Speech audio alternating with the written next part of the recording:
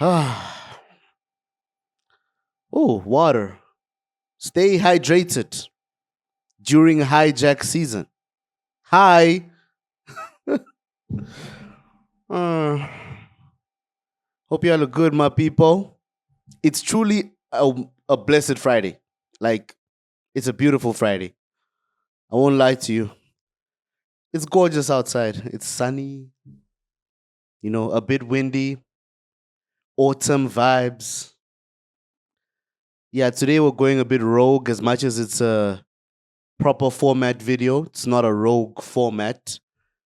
But today, yeah, we're just gonna dilly dally.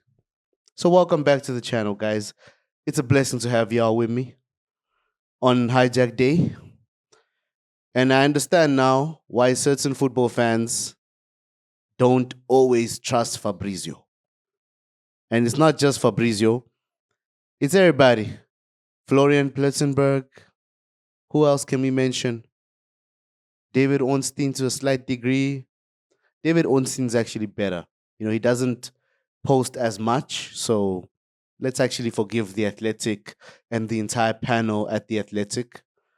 Um, Fabrizio posted Xavi Simons at least once a week over the last month and a half, which led me to speak on Xavi Simons at least once a week on the channel.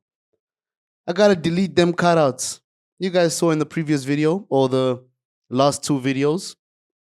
Too many cutouts of this boy wearing a Chelsea jersey. But as we do on the channel, now we have cutouts of him wearing the Spurs jersey. We're rapid, right? We're cooking. What happened, in my opinion? What happened?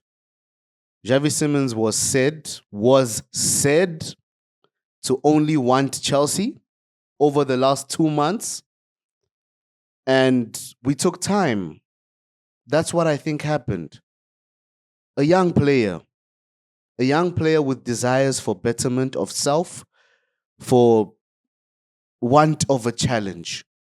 He wanted to play in the Premier League.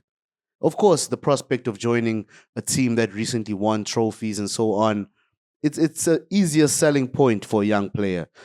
I go there, I'll probably win something, right?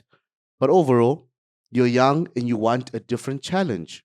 And overall, we could assume Xavi Simons just wanted the challenge of Premier League football. There's convenience when the team that comes in to possibly hijack you is also in the same region as the club you really wanted to go to in London, right? And also, the club that swooped in is prioritizing you, probably telling you that you slot right into the 11.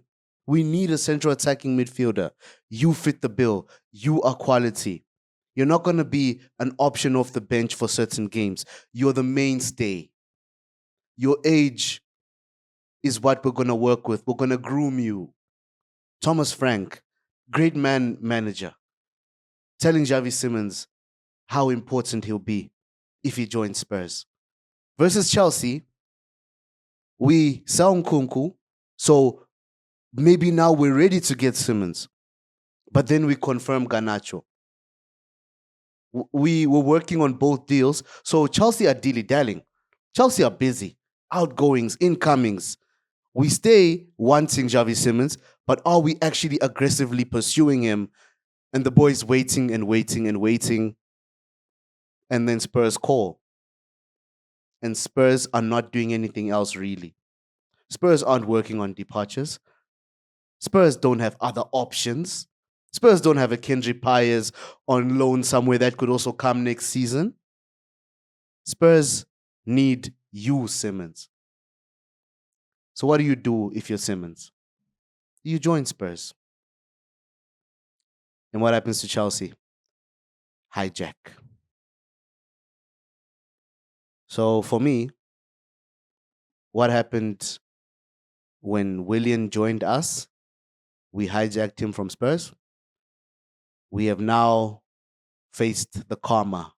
What goes around comes around. And yeah, let's just digest it, guys. Let's digest it. Two-part video today. So I'm gonna finish up on this sad reality, and then we'll break down tomorrow's game. I'll try to be a bit more upbeat. Drink some of this water. You get me? Um, yeah. If anyone else hijacked us, it wouldn't feel this painful. You guys know a player called Pedro Lima, Wolves player. I think he's a right wing back. I would assume. He came from Brazil. I forget the club. I think it starts with an S. We initially wanted Pedro Lima, and we got hijacked by Wolves.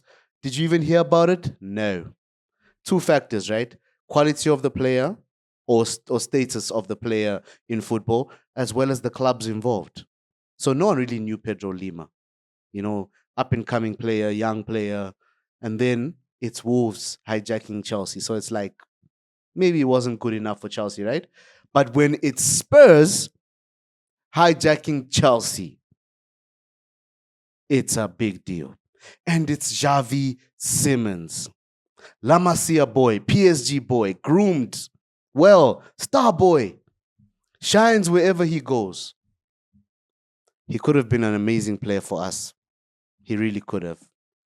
So I am sad about it. I won't lie. Um, but I've accepted it. Hence, this video is late.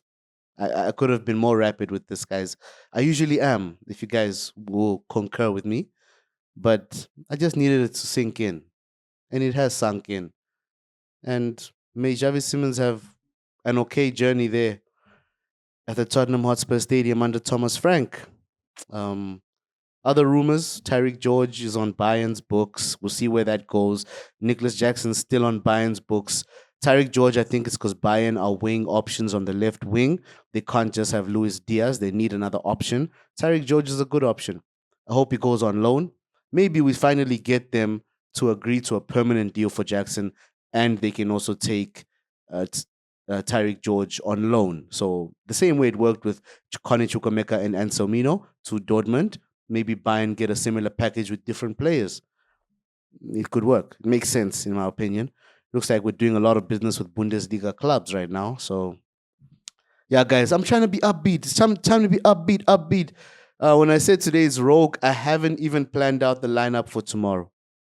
I really don't know. All I know is Pedro Neto scored the winning goal last season at Craven Cottage, so he has to start, I would say. Front line, I'm starting Liam Delap, behind him, Joao Pedro, right wing, Esteval, got to get that start. So that's the same front four that started against West Ham. I'm comfortable with that. Why should we change anything in the lineup, really? Maybe Reece James in for Gusto, perhaps, but everything else stays the same. Let's gain some consistency in the lineup. Also, Andre Santos could be a talking point. Maybe we start Andre Santos in place of Enzo Fernandez, then Fernandez off the bench, depending on how Fernandez trained this week. But I'm trusting Enzo Fernandez. And if Reece is not starting, we need Fernandez as our captain on the pitch. If Reece does start, maybe Andre Santos starts. We have options. We have options, guys. Yeah, this is a mellow video. I thought I'd be upbeat. Xavi Simons done cooked me, done cooked us. But I don't blame him. There's no blame on Simons. Do we blame anyone? Do we blame the club? We've tried to do our business in the most sober way. So I'm not mad at our sporting directors. I'm still celebrating us getting a trophy at the UEFA draw yesterday, the Champions League draw, for winning it all. That's who we are. And that's what Simons didn't join. Are we the losers, or are Simons? Or is Simons the loser? Let me leave y'all before the English leaves my memory. You get me? Before my mother tongue comes out. You get me? Blessings, my people.